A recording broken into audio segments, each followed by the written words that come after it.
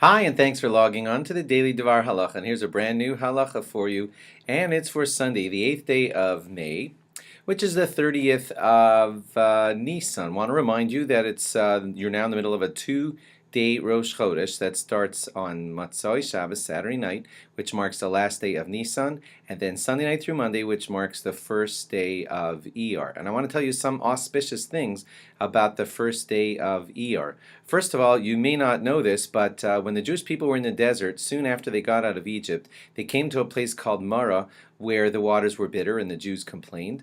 And the Torah tells us that Moshe, by the request of God, was told to take some bitter wood and throw it into the waters, and the waters became sweet.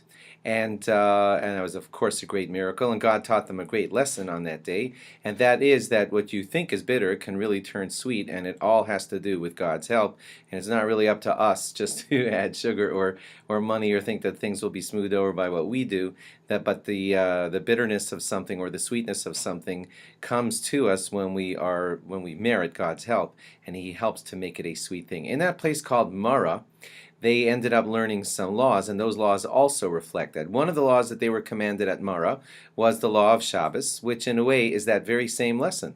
Because on Shabbos, you're thinking it's bitter, you got to put down all of your work and not make money, and so it feels to those who are like, type A and really want to make money and hustle, and it just feels like a bitter thing, and they put down all their work, and from that rest really comes their blessing for the rest of the week, and in that way what seems like it could be bitter turns into great sweetness. Also, they were given the law of para aduma, and how the ashes of the red heifer can make people become purified. That too is a similar lesson. The sprinkling of the ashes will make the bitterness go away, and those people who cause the impurity to go away can actually become impure through some ununderstandable law from God, again signifying that bitterness and sweetness comes from God, and it's not up to us to just decide so. The other laws that they were commanded in Marah on the first day of Iyar, that's Rosh Chodesh, the Monday, one of the laws that they were commanded was the whole set of laws about dinim,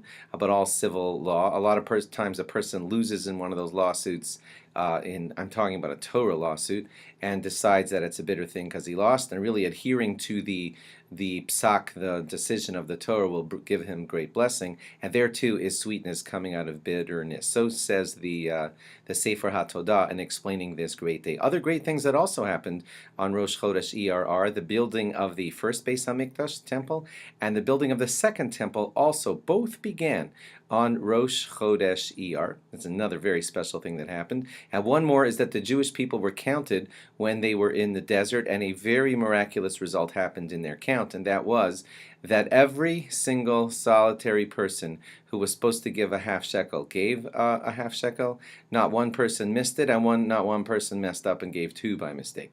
If I told 20 people to just bring me a $50, just having those 20 people do what they were supposed to do would be kind of amazing. And here you're talking about hundreds of thousands of people that all adhered to exactly their command, and it happened on this day on Rosh Chodesh Iyar. Good trivia for you to know, a very special day.